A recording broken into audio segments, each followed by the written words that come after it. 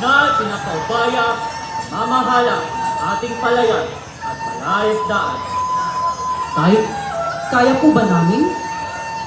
Huwag kayong mag-alala. Lagi yung tatandaan ang mga habilin at turo ko sa inyo. Lagi magkaroon ng pagmamahal, alam at pananampalataya. Yan ang magdadala sa inyo sa tagumpay!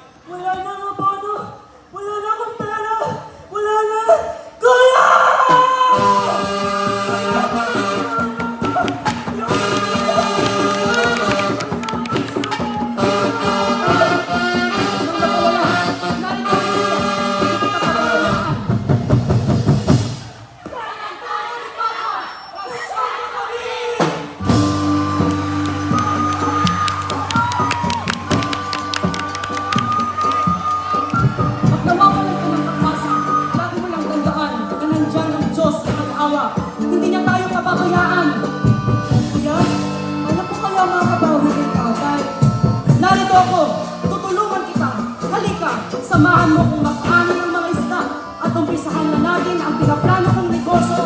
Tira pa!